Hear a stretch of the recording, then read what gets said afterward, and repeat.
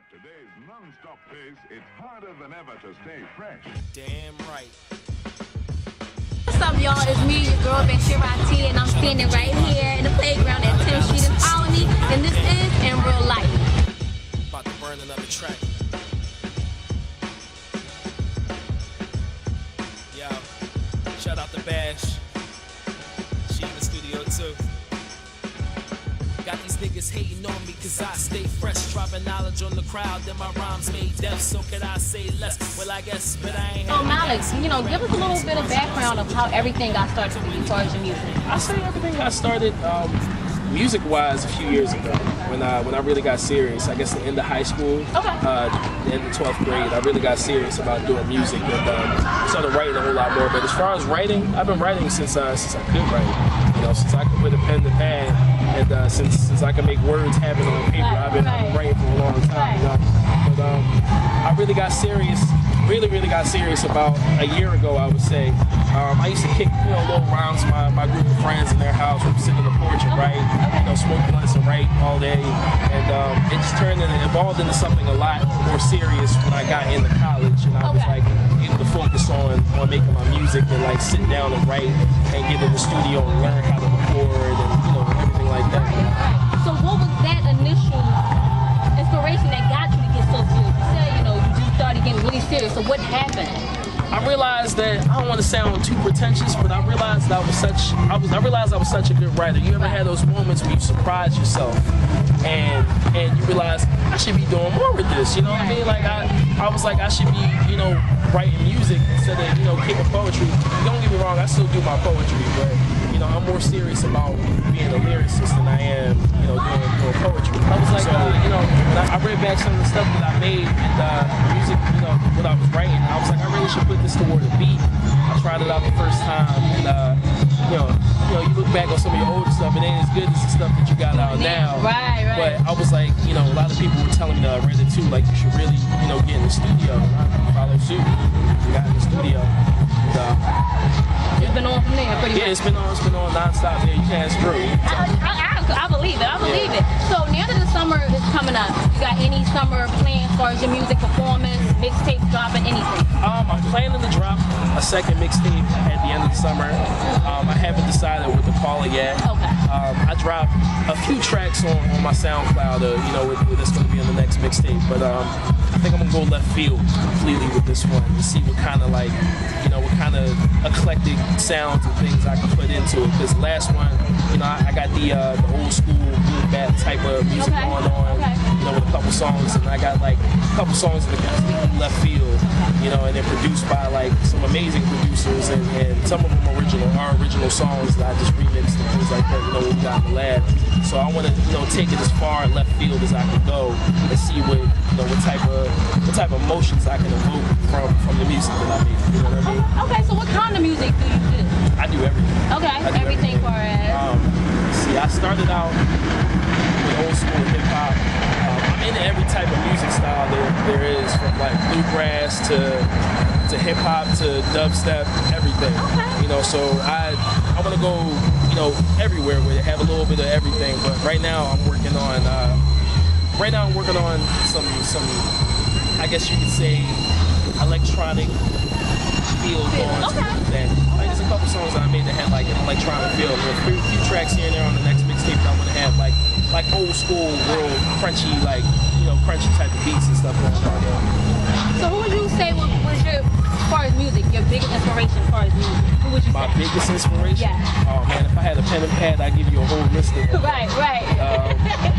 I say my biggest inspiration when it comes to music would be Lupe Fiasco. Okay. When I started getting into hip hop, that was the first CD I ever bought was an Eminem CD. It was a Slim Shady LP. If you don't have it, make sure you get that. But the first album that really touched where I want to be in hip hop and where my inspiration lies would be The Cool by Lupe Fiasco. Okay. And the first song that really touched me was Kick Push. Kick Push. Yeah. And I'm not the best skater in the world, but I've been skating for years, and that hit home more than one place at the same time. With the lyrical aspect of it just being a skating that culture and that hip hop, skateboard culture. Right. You know what I mean? I got you. So, in 5 years, where do you see yourself again? That's a good question. 5 years, I see myself being consistent, with everything. Just being more focused and consistent and just constantly putting stuff out there, constantly making work. So, 5 years, I see myself performing a lot more. At least been out of the country, at least once or twice, So, hopefully that can happen. Hopefully I'll be within my next year plan. Okay. Also, in 5 years, I see myself being more stable. Okay. You know what I mean? Not just with music, just with my life in general. Having a home foundation to be at, somewhere to call home. Right. Yeah. Right. You can't go anywhere without foundation. You can build a tower as high as you want, but if you ain't got no foundation, it's gonna fall.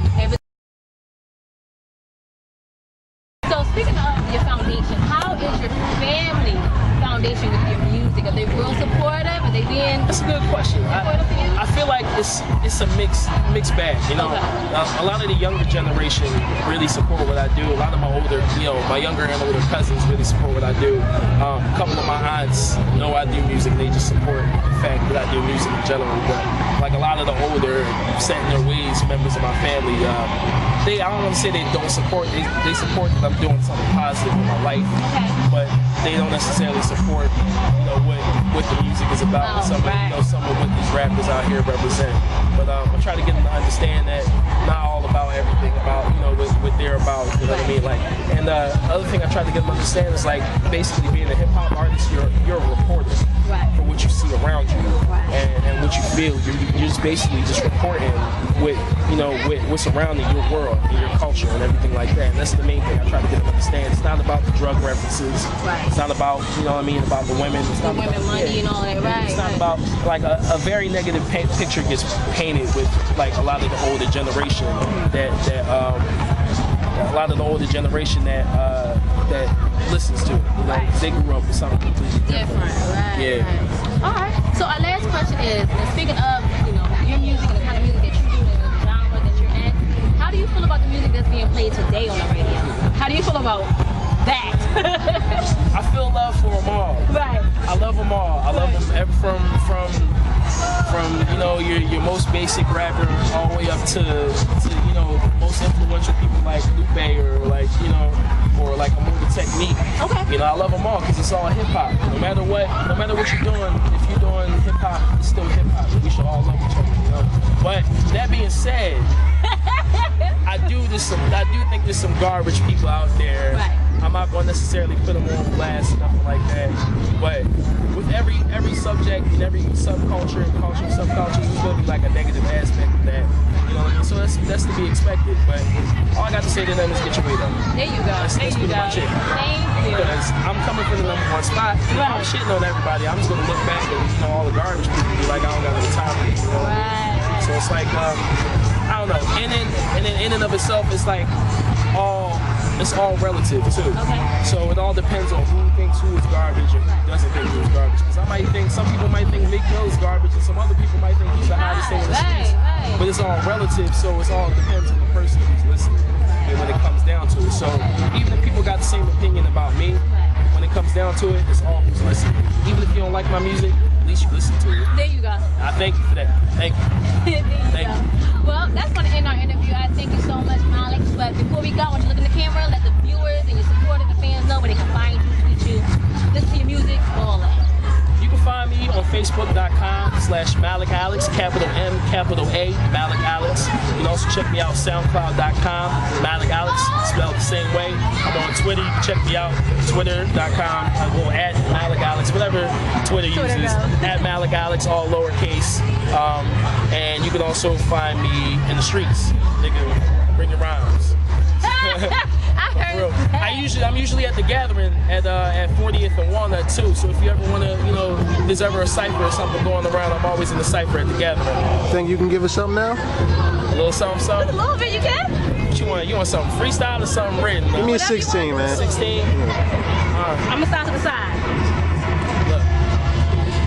I'm out the kitty litter, so I guess I need a fresh step. Niggas hating on me, homie, I ain't even dressed yet. I got a short fuse, so the caution be your best bet. Don't take it as a promise, buddy, take it as a death threat. Highly respected when I'm rhyming all the time. See these dashy lyrics, I deliriously rhyme. No, it's not over yet, I must be at my prime. I just began, I must be before my time is fine. See, it's mine, I'm back with the rap game. Mad skills when I flow, I never get bad aim. Shit, I guess it's a sad shame. I guess I gotta go get my ratchet and snatch fame. I'm ill. Thank you again, Malic Alex. That's the boy right there. Y'all know who it is. I'm your girl, your host, Bashira Muhammad. You can find me on Facebook at Bashira Muhammad. Drop the Y. You find me easily. You can also follow me on Twitter at Bashira_Muhammad. And this is in real life.